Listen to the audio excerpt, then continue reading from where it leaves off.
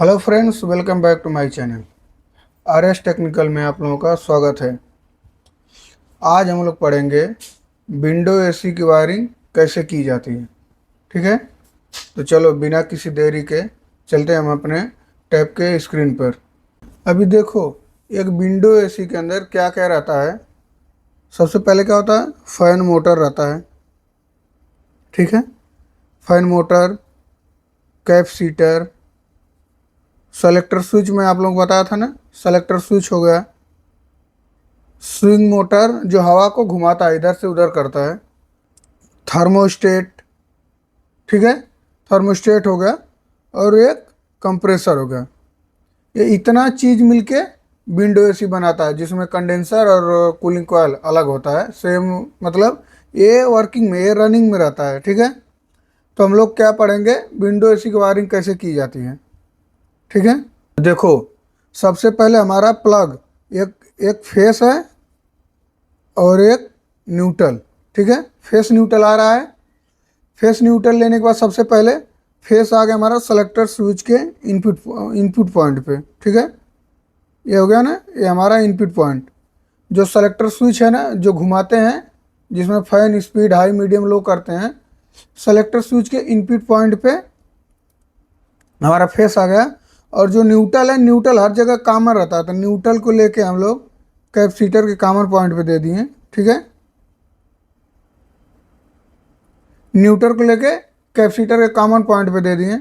यहीं से fan motor का कॉमन पॉइंट पे हो गया, और यहीं से कंप्रेसर के रनिंग पे।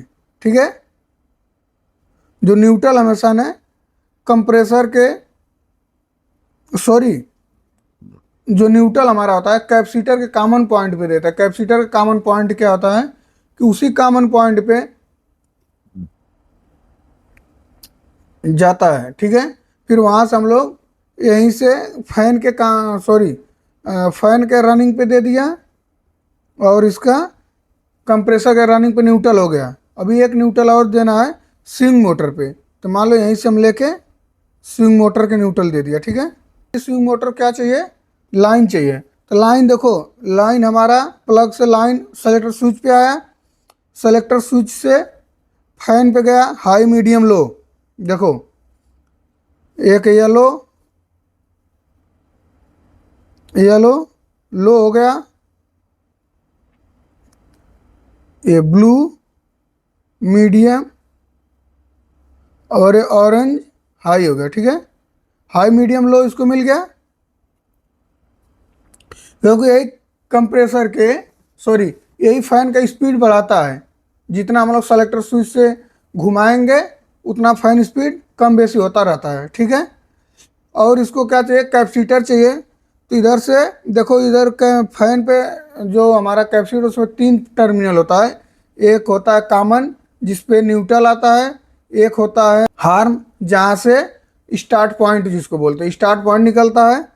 और एक होता है फैन का कैपेसिटर। तो इसका फैन का कैपेसिटर दे दिया फैन पे। ठीक है, अभी हमारा क्या बचा, कंप्रेसर का वायरिंग। तो कंप्रेसर में देखो, एक तो हमको थर्मोस्टेट से इनपुट, क्योंकि थर्मोस्टेट ही हमारा कंट्रोल करता है ना, थर्मोस्टेट से इनपुट आएगा, सॉरी आउटपुट। और ये थर्मोस्टेट में यहाँ से हम लोग डायरेक्ट इनपुट दे दिया। जो इसका कूलिंग पॉइंट होता है, वहाँ से कूलिंग पे करेंगे, थर्मोस्टेट से इनपुट होगा, और यहाँ से कंप्रेसर पे लाइन जो है वो आउटपुट हो गया। समझ में आ रहा है ना। अब इसको कंप्रेसर को 2 टर्मिनल, एक न्यूट्रल मिल गया, एक लाइन मिल गया। अभी इसको क्या चाहिए, इसको चाहिए स्टार्ट पॉइंट। तो स्टार्ट पॉइंट मतलब देखो, यहाँ से इसको स्टार्ट पॉइंट हम लोग हार्न पे लेके दे दिया। ठीक है, और स्विंग मोटर को ऑन ऑफ करने के लिए देखो, एक साइड से ये इनपुट लाइन आ रहा है, इधर से आउटपुट दे दिया, तो इसको फेस न्यूट्रल मिल गया स्विंग मोटर को। इसको मिल गया फेस न्यूट्रल और स्टार्ट पॉइंट। कंप्रेसर को हमारा 1.5 टन का कंप्रेसर है देखो। और फैन का में देखो, हाई मीडियम लो लिखा है, हाई मीडियम लो मिल गया। वहीं में उसका लाइन होता है, लो मीडियम हाई में लाइन हो गया, मतलब हाई मीडियम लो इसको मिल गया। एक साइड से न्यूट्रल मिल गया, एक साइड से स्टार्ट पॉइंट जो स्टार्ट करता है मोटर को, कैपेसिटर का स्टार्ट पॉइंट दे दिया। ठीक दोस्तों, समझ में आ रहा है ना? बहुत इजी वायरिंग है, बस समझने के फेर है। प्लग हमारा जो लगता है स्विच बोर्ड में दिखाया बताया था आप लोगों को ना, कि बस प्लग लगा देंगे हमारा एसी रनिंग में हो जाएगा। ठीक है दोस्तों, समझ में आ रहा है ना? बहुत इजी वायरिंग है, कुछ इसमें नहीं है।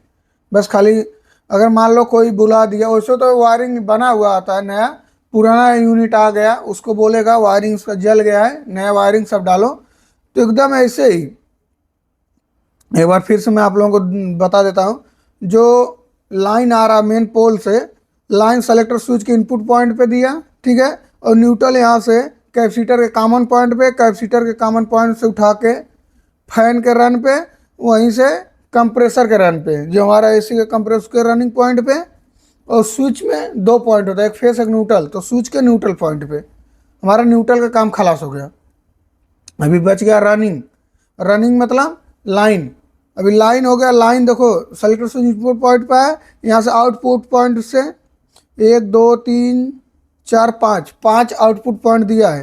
5 से एक स्विच जो स्विंग मोटर का ऑन ऑफ है उसके इनपुट पॉइंट पे, एक हाई मीडियम लो फैन का स्पीड हो गया, और एक हो गया जो कंप्रेसर के लिए लाइन चाहिए वो थर्मोस्टेट का इनपुट पॉइंट पे देते हैं, जो थर्मोस्टेट टेम्परेचर कंट्रोल करता है वहाँ से इनपुट पॉइंट, फिर वहीं से आउटपुट पॉइंट। जब रूम टेम्परेचर बराबर हो जाता है ना, ये थर्मोस्टेट कट ऑफ कर देता है तो कंप्रेसर हमारा बंद हो जाता है। ठीक है दोस्तों, समझ में आ रहा है ना? ऐसे ही अगर काफ़ी एकदम इजी वायरिंग इसका, ठीक है, इसमें कोई उतना बड़ा चीज़ नहीं है कि जो आप लोग समझ में नहीं आए। विंडो एसी की वायरिंग विथ डायग्राम बनाया है, ठीक है। तो अगर ये वीडियो आप लोग को पसंद आई है तो हमारे चैनल को फॉलो करें, लाइक करें, सब्सक्राइब करें, कमेंट करें। नेक्स्ट वीडियो किस टॉपिक पे चाहिए, वीडियो में बने रहने के लिए धन्यवाद, नमस्कार।